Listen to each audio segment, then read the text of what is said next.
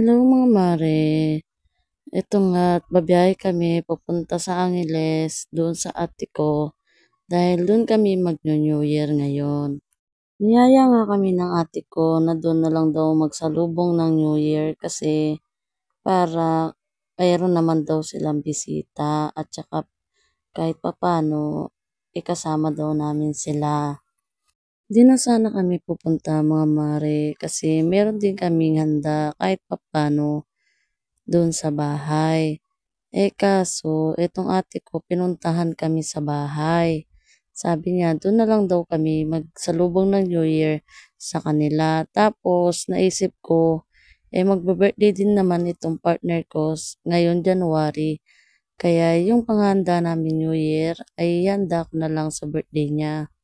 Kasama nga namin tong tatlo kong anak at saka itong si Papi, yung aso namin. Talagang ito ay hindi maiiwan-iwan ng partner ko. Hindi nga namin kasama yung tatlo kong pamangkin mga mare dahil kinuha sila nung mga tiyahin nila sa tatay. Dahil doon daw sila magpapasko at magsasalubong ng New Year. Kaya inatid na namin doon. At ito nga, habang nagbibiyahe kami, ay may nadaanan kami itong mga umiilaw. Habang nagbabiyahe nga kami dyan, ito, nagsasabi-sabi itong partner ko. Sabi nga niya, mas maganda daw na magsalubong ng New Year doon sa bahay, doon sa tinitirahan namin. Kasi nga daw, blessing daw yun mga mare. Kaso, syempre, naisip ko din naman na sa birthday niya, mga mare, ay ihahanda ko na lang yung spaghetti na natira sa bahay. Kaya sabi ko, huwag ka na magsabi-sabi kay para at least sa birthday mo, meron kang hayahanda. At ayun, buti nga nakinig siya sa akin mga mare.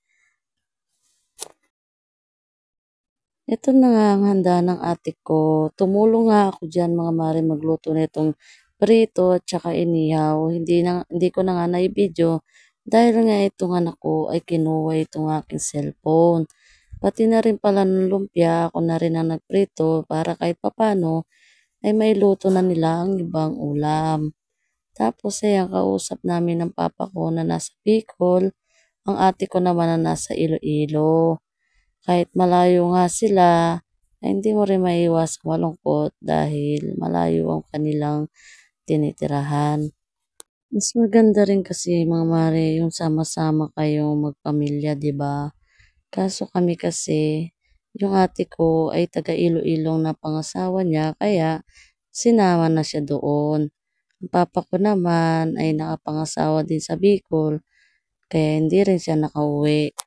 At nang malapit na nga mag-alas 12 mga mare, ito nga, naganda na itong mga tao dito sa labas para sila magpaputok at magtorotot. At ito na nga, alas 12 na nga mga mare, numpisa na nila itong mga paputok nila. Mga lucis nga, tsaka mga ano lang ang nandyan, mga sinturon ni Judas ang pinaputok nila. Pero malayo kami dyan sa mga nagpaputok mga mare kasi nakakatakot. Ang dami putok. At ito na nga, Happy New Year po sa lahat.